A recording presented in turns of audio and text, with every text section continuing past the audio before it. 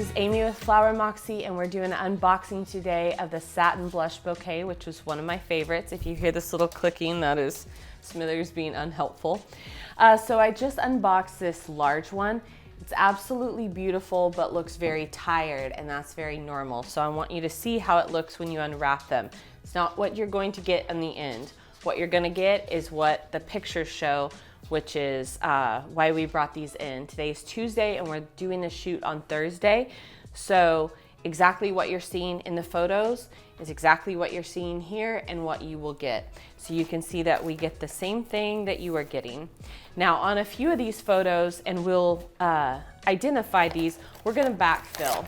And so what I want you to do, even though these are ready-made, you do have the opportunity of customizing them by ordering a few extra bunches of flowers and backfilling.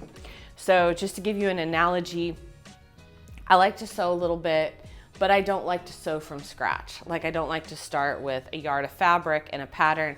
I like to go to the thrift store, take something that's already made, and then tweak it to fit my body. It's just like a fun little hobby of mine. And I was thinking, I'm like, this is a lot like this, which you're taking something that's already made, beautiful in its own right, but if you want to customize it, you can just backfill with some things. So this looks very tight, and I'm going to cut off a lot of the length just because I don't think that you want something this long. You don't want to hand this off to a bridesmaid as a bride. You don't want to deal with these stems as you're trying to move with this bouquet. So to hydrate them, I'm going to cut off about 3 to 4 inches. And we're gonna pop it in a vase and we're gonna give it a couple days. Tomorrow I'm gonna backfill with these. And it's okay that it's all loose. You're like, isn't this ready-made? This isn't all bound together. Well, we want it to open up and blow out, and sorry, I keep stepping on zip ties. We want this to hydrate, like this little ranuncula is all closed. So we just wanna give this some space because it's traveled for a couple days and they're tired, and that's okay. That's how they're supposed to be. But by tomorrow, these are gonna look amazing. So that's our medium, this is our large, and this is our small. I think that bridal, centerpiece, and bridesmaid, you can do what you will. Like if you want it a little bit larger, you can order the centerpiece size for your bridesmaids, or you can backfill. But I think this is a really nice size.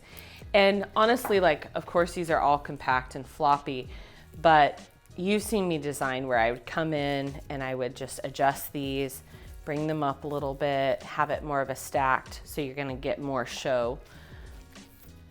But they're all sad and tired from being shipped, so they're not gonna look like they will look in the final outcome. Okay, so day one. We're gonna come back tomorrow and we're gonna take a look at these, and I'm gonna backfill at least on one of them so we can see what that looks like, and then go to the photos to see the final outcome and what it would look like for your wedding. Hey, this is Callie with Flower Moxie, and I wanted to talk to you about our pre-made bouquet called Blush Satin. So this bouquet is truly amazing. These pre-made bouquets are made at the farm.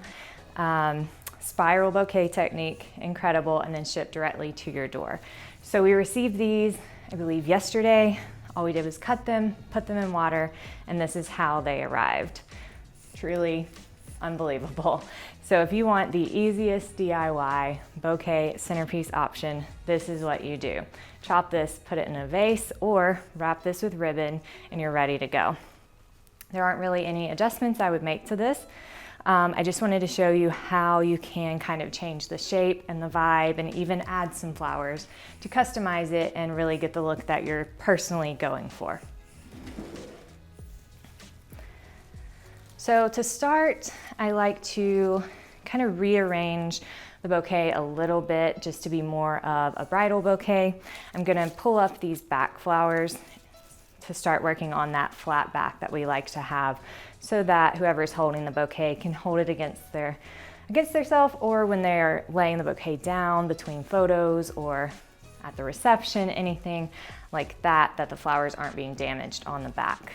So the easiest way to do that is So just kind of pull these back ones up and start having layers of flowers in your bouquet. So immediately I see I have two Veronica right here together. I'm not really loving that, so I'm just gonna go ahead and place this one kind of opposite of the other one. Staying with that spiral technique, I'm just inserting that stem in with the others in the same direction that the others are going.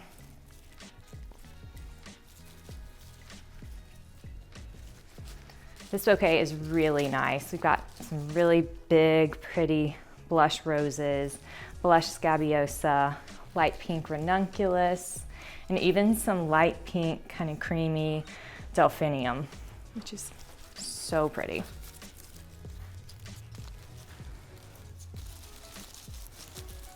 Okay, so now I kind of got the basic shape that I'm going for. I'm gonna remind myself to loosen my grip, my hand, so I can separate these flowers a bit more.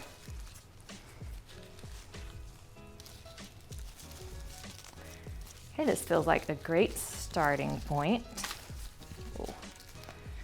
Next, I'm gonna have a mirror here, so I'm gonna look there and make a few more adjustments before I start adding in these flowers. So I can see in the mirror, I'm pretty much like flat across the top, which means I need to sink some of these flowers down lower. We want our focal to be, the front of the bouquet, not the top. Of course, we want the top to be pretty, so whoever's holding it can look at it and love it. But what we're really looking at here are pictures and then everyone else who's looking at your bouquet. So we're gonna drop some of these flowers lower and pull some of the back ones up even a bit higher.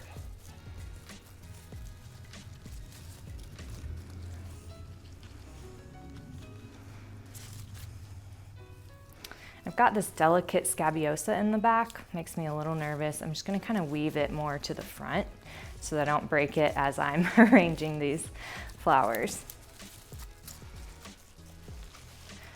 Okay, that definitely feels a little better. I think one of the biggest keys when adding flowers to your bouquet or adjusting your bouquet is really loosening these stems up. This gives you openings to insert and just kind of twist flowers around without them being in such a bind and twisted together. Okay, so I'm feeling good about that. Got my flat back here. And now I think I can start adding some of my bigger flowers first. I have these cream spray roses and pink lisianthus. I want to add the cream because I know blush and cream is very popular, but also adding this to this blush bouquet is going to just give a little variation, kind of break up the blush flowers a little bit and just show you what a different look would be like in this all blush bouquet.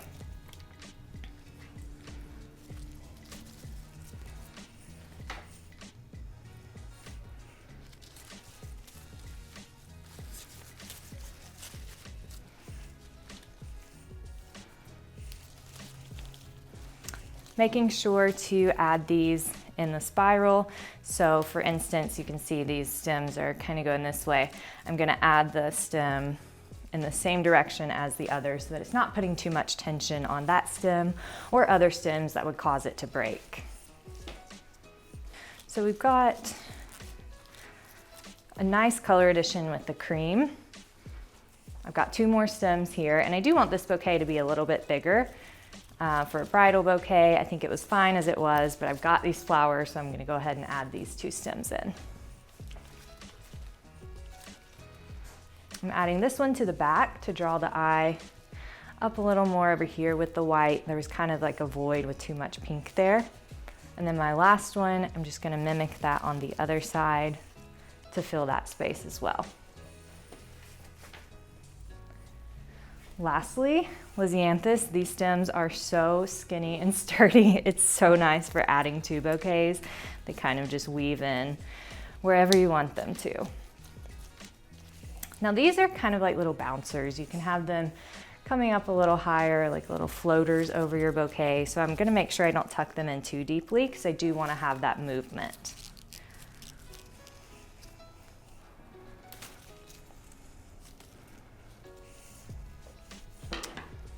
Was a bit much, so I clipped this off. I'm not throwing it away, setting it aside for things like boutonnieres, corsages, or even bud vases.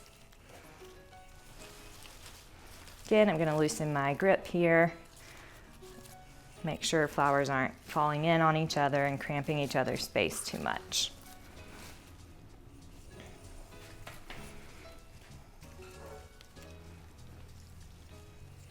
I think Lisianthus are so cute with their little green buds. It's so funny, sometimes we'll have people email when they get their flowers and complain that their Lisianthus haven't bloomed because they have these green buds. It's always nice to just explain that that's how they come, and they're actually very cute. And look at the texture that they add, just the bounciness, the lightness that they can add to bouquets and centerpieces. And if you don't like them, you can clip them off and you still have these really nice buds, big blooms to use.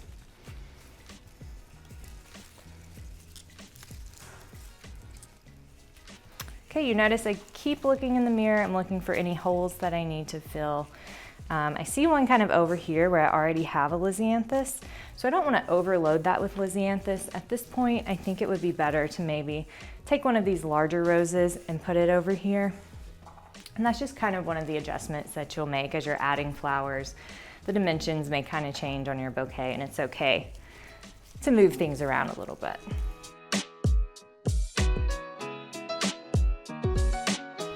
I definitely think that helped, but it's a little heavy over here.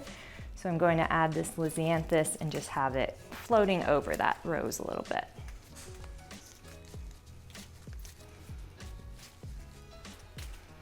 I can't believe how quickly this is coming together. These pre-made bouquets are truly incredible time saver, I think, for florists and DIY brides alike. This is just, you really can't beat it.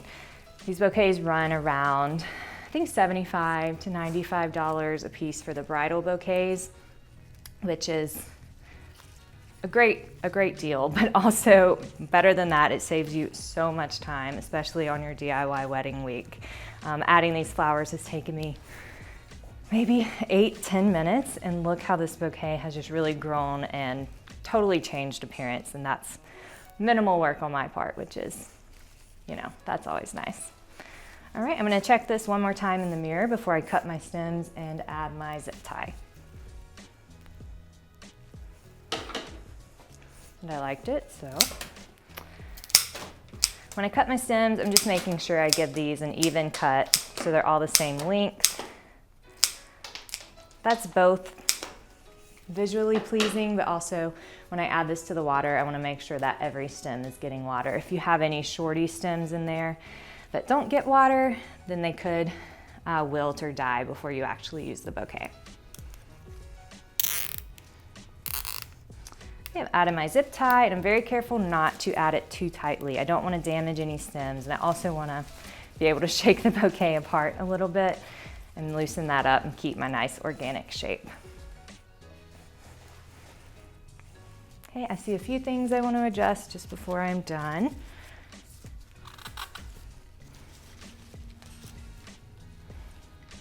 Okay, I think that is great.